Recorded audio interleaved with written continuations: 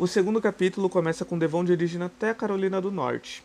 Ele procura descobrir mais informações sobre o Creeper. Enquanto dirige, ele está conversando com uma garota no telefone. O nome dela é Nina. Os dois têm uma breve conversa. Nina tenta convencer ele que tem coisas que não podem ser provadas e que ele devia desistir da tese. Porém, o Devon dá uma desculpa esfarrapada e desliga na cara dela. Devon dirige até uma reserva indígena. Lá ele para num barzinho. Ele estaciona o carro e entra dentro do estabelecimento. O engraçado é que todo mundo começa a encarar ele. Algo bem parecido com o que aconteceu com a Trish e com Derry no primeiro Olhos Famintos, naquela cena do posto de gasolina. Ele chega no balcão, pede uma bebida, só que, para surpresa dele, o cara que estava sentado ao lado tinha uma tatuagem sobre o Homem-Dragão. Então ele começa a fazer várias perguntas sobre o Creeper. Só que o estranho diz que não sabe, que aquilo não passa de uma tatuagem e que tudo que ele estava dizendo era só contos de fadas, só baboseira. Desapontado, Devon acaba saindo do estabelecimento. Do lado de fora do bar, ele encontra um velho que o assusta. O velho pergunta para ele se ele realmente está pronto para o que procura. Devon tenta tirar satisfações com o idoso, que apenas ignora e ainda faz uma advertência para ele, dizendo que se ele seguir os mesmos rumos, provavelmente ele ia acabar muito assustado.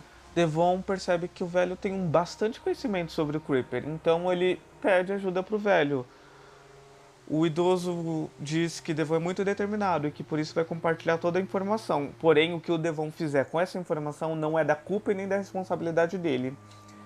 E diz para Devon esperar até o dia seguinte.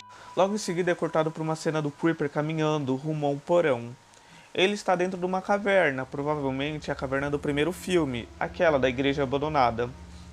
Ele solta um grito, entra dentro do porão, deita e provavelmente entra em estado de hibernação. Não que isso esteja acontecendo paralelamente com o que está acontecendo com Devon, provavelmente é uma memória antiga que de alguma forma o Devon, o protagonista, está tendo acesso. Devon acorda no dia seguinte com alguém batendo na vidraça do carro dele. Ele percebe que é um policial. Os dois têm um diálogo bem grande, extenso, sabe? E que não atribui muita coisa à história. O importante é que o velho da noite anterior aparece e despacha o policial. Entra dentro do carro do Devon e diz que vai guiá-lo até o caminho correto. Os dois dirigem até a cabana do velho. Lá, Devon percebe que a porta está destrancada e faz uma afirmação dizendo que isso pode ser um tanto quanto perigoso. Porém, o idoso diz que não se preocupa e que qualquer pessoa que for é muito bem-vinda. Eles entram, Devon senta e o idoso pergunta se ele realmente quer informações sobre o Creeper. O protagonista afirma que sim e diz que está bem intrigado, né? Porque como é que uma criatura pode aparecer em tantos contos de fadas, mitos de diferentes regiões do mundo? O senhor, após isso, faz logo uma pequena afirmação, dizendo que folclore, mitos e contos de fadas são só palavras que a educação, ou seja, que a nossa sociedade criou para diminuir o poder dessas coisas que eles não entendem. O velho então retira uma pequena garrafa de vinho de amora de dentro da geladeira e pergunta pro protagonista se ele realmente está pronto porque está por vir. Ele diz que sim, mas com um certo receio por dentro. Após tomar o vinho, quase que automaticamente, Devon começa a ter alucinações. O velho explica que essas alucinações são visões que vão explicar para ele tudo o que aconteceu. Devon então tem uma visão de uma tribo bem antiga fazendo um ritual em frente a uma grande fogueira. É importante ressaltar que o xamã explica que o Creeper caminha entre os homens desde que a humanidade começou a andar em pé.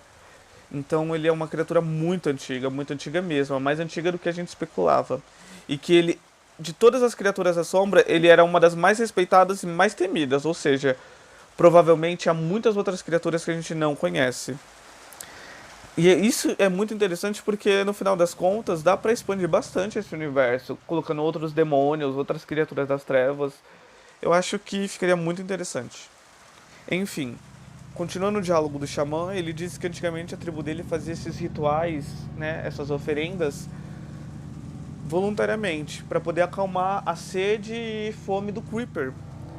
Repentinamente, o idoso puxa o braço do Devon e corta a mão dele com aquela adaga que o Devon ganhou da velha no primeiro capítulo no estacionamento. A ferida acaba atraindo o Creeper, que sente o cheiro do sangue e sai de dentro da água dizendo que está com fome. Kuiper encara o Devon enquanto lambe um crânio humano. Ele pergunta pro Devon se ele se acha muito inteligente, porém o protagonista diz que não. Kuiper manda ele calar a boca e pergunta se ele quer saber realmente a verdade, e pede então para ele ver. Agarrando o Devon pelo pescoço, Kuiper abre a boca, insinuando que vai comer ele. Devon acorda desesperado. Então ele sai do carro e vê que na verdade tudo foi um sonho e que não havia corte na mão dele. Ao olhar para trás, ele percebe que o carro está cheio de corvos. E assim terminou o segundo capítulo.